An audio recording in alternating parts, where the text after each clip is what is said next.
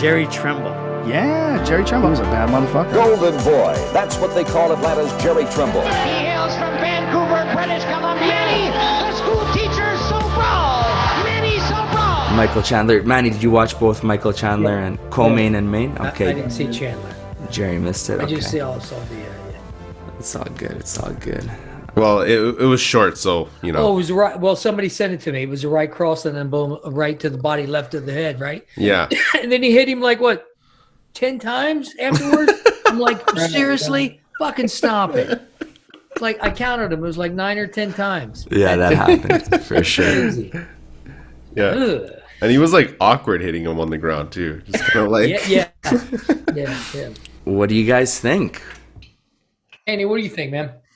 Well, to turn of, like it's Conor. Conor's had his day, right? So I don't think he's, it didn't seem to me like he was, even afterwards, it didn't seem like he was all that interested. You know what I'm saying? Like he was, I'm Kind of low key, wasn't he? Yeah. He seemed low keyed. Yeah, seemed low key. Like a lot of times, he gets all pumped, but I think he's maybe realized that he's come to an end of his career, maybe, possibly. I mean, I don't know. Getting kicked to the legs like that can't be held. That can't be too sweet. That's for sure. Takes the legs out, man. That round kick to the knee. But Conor wasn't checking it, and he was just taking it, and I'm like, oh. Yeah. But then he threw that spinning hook kick, and I was like, yes, but it really didn't do anything. But he was winning the fight. Would you guys agree? Yeah, I thought he was. You don't think so, Manny?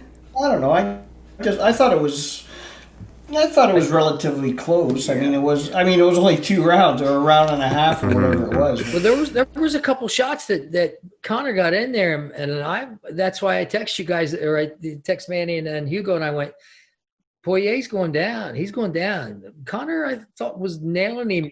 Yeah. I thought he was winning too, honestly. Yeah, I did. I definitely did. He had really sharp boxing. I thought he looked really good in there. One thing Conor's got that's really nice is that forward lead hand uppercut. Whoa. Yeah.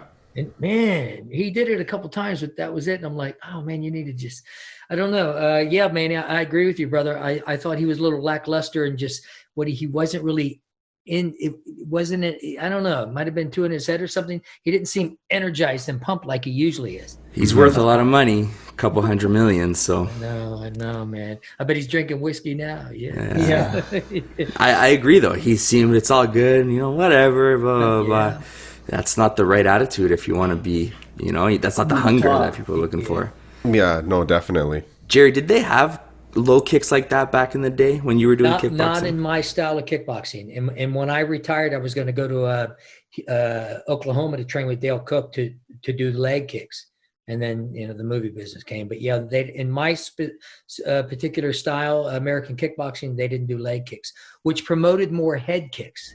So it was actually against the rules? Yeah, there was no leg kicks. And then, but there was the WK, which is a whole different organization, which did the leg kicks. And that's when I was going to get into the leg kicks. But you know what? I'm glad I didn't, because man, I need my legs to walk around. Yeah. I need my legs to walk around, man. Who knows? Because you don't really know what the life expectancy of these fighters, in their legs and shit. They're walking around on canes and stuff. Mm-hmm. The old fighters like, oh yeah, you see them moving around. I need my legs, man. Well, even in the UFC, they say that this has only been around for like 5 years. What would you say, Hugo? Like with the low leg kicks, like it wasn't around that long ago. Yeah. No, it didn't seem like that a lot. I mean, there's a few fighters there. Like Aldo was a guy that really did that a lot, but it wasn't as popular. No, it wasn't as popular. Yeah. Oh yeah. And it changes. That won Dustin the fight.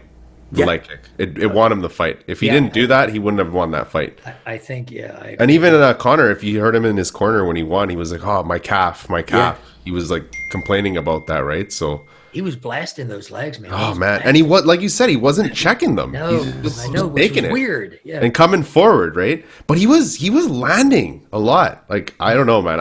I thought he was gonna put out Dustin, to be honest. Yeah, I thought Dustin was starting to play his game when they started bad mouthing each other or talking to each other in the ring. Man,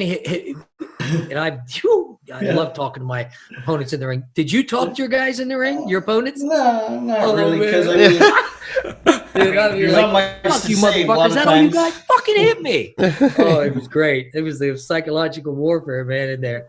I loved it. And every time I see these guys in UFC talking to each other, I'm like, oh, yeah, let's fucking talk to each other, man. Yeah, they just, It's I love it. taking a page out of Muhammad Ali's playbook. Yeah. Yeah, but the way Conor was used, I mean, well, Dustin started using his shoulder, which was nice, and then he started using his palm and just using his elbows and everything else. But I don't know, a day late and a dollar short, man. I don't know. Besides that kind of final moment, Manny, who would you say has the better boxing?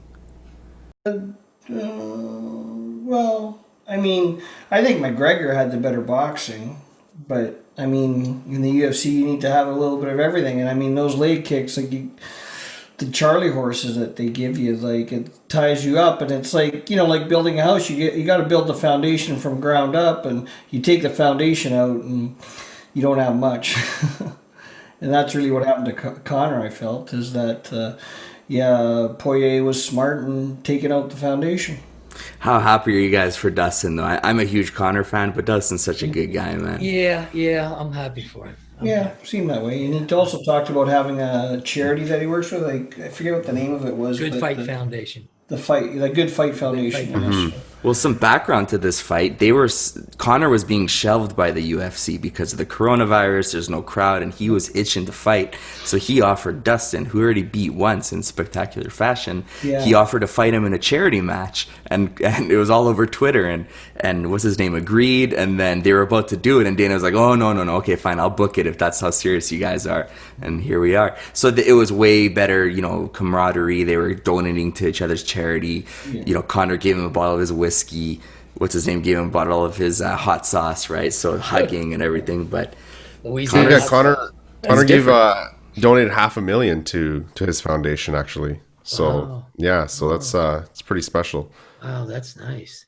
Yeah, man. So too bad, man. I don't know. I feel bad for Conor personally. So do I. I'm a Conor fan, man. Yeah, was man. he out? Do you think he was out, or was it kind of a TKO? He was about to go out. I think it was a TKO. I think. Yeah, I don't think he was More out. of a TKO than anything. Yeah, but he was close. Yeah, he looked like he just wanted out, though. Yeah, that's the thing, right? And he does that in his fights. When he taps, he's always like, yeah, I'm not going to take this. So he really has this mindset of, it is still a competition. He loves it, but it's still a competition. And when it's not going his way, he'll give the back tap. Yeah. And in this moment, he's just like, my legs are done, come back for another day. Yeah. Great sportsman. Great sportsmanship. Yeah. Well, I don't know. What's next then, right? What, Dustin fights Michael Chandler? Well, I would think a third fight, don't you? Unless Conor doesn't want it. I think a third fight, yeah. Third fight would be good. Yeah. Man, he's got trilogies lined up everywhere. Him and Diaz. So Khabib is done, right? Khabib. We'll see. After today, we'll see. I know. Because apparently Khabib was saying that if he's impressed by anyone, he'll come back. I mean, there's two impressive. There's two impressive performances. Could be Iron Mike Chandler. I think he should go for Chandler, to be honest. Yeah, he hasn't fought him yet. Chandler looks vicious, man. No, it's true. I was watching him, and you could just tell the hunger, right? That I haven't fought in the UFC. This is everything for him. He went in there and he just murdered him. Jesus. He's like the complete package, man. He's got it all, it seems. I mean, there's going to be all adversaries that come at him different ways, but that Hooker guy, Dan Hooker, was pretty good fighter from watching his clips. No, he is actually.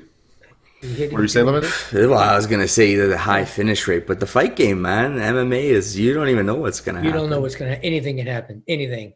Yeah. And it changes all the time. There's always someone new coming. Mm-hmm. Yeah. I never heard of this. Well, Chandler was the Bellator champ and all stuff, but I'd never heard of him before until today. Yeah, it's crazy, man. Yeah. And he's got really good wrestling, too. Yeah, because he was a college wrestler, wasn't he? Or university wrestler? His background, yeah. So Khabib might fight Chandler. Yeah, that might be it, right? I think he should fight him.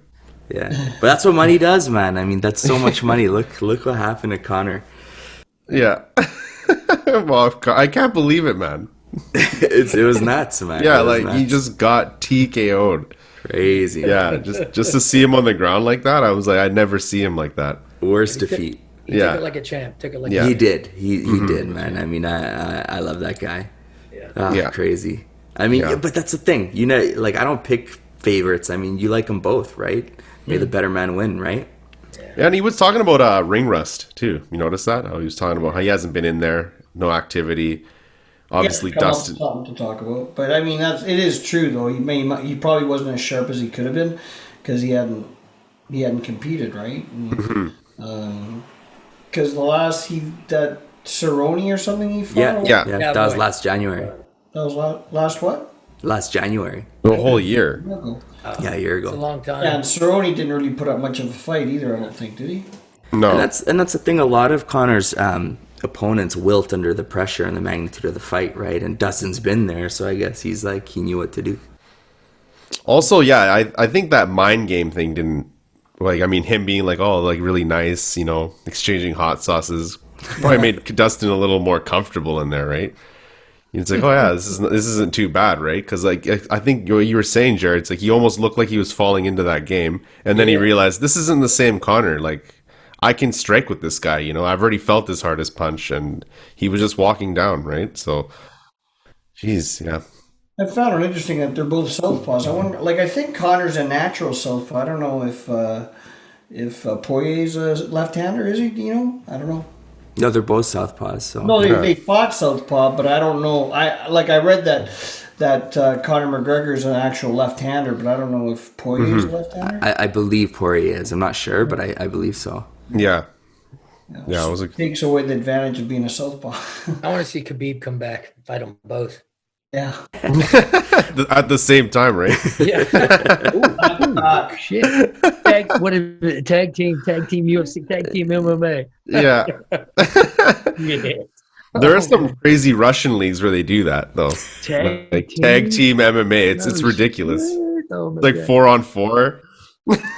Oh man. Yeah, I want to see Khabib and Conor, and then I want to see Khabib and Poirier.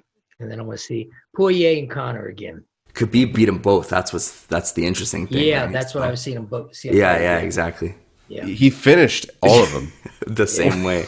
Khabib is badass. Whoa, that guy's fucker is badass. Well, how would you guys fight Khabib? You tell me that. Well, he's such a ground guy, though. Like, he can do whatever. Like, I mean, yeah, it'd be very difficult to keep that guy away for 5 rounds. In the ring or on the streets? 2 totally different areas. Well, let's hear both. I'll bite that motherfucker. And I have bit in the street. So you bite somebody, man, there's a shot that goes through your body. Yeah. Yeah. That's a pro tip. Yeah. And in an MMA ring, is there any way to keep a guy like that away from you? 45 minutes, it'd be tough.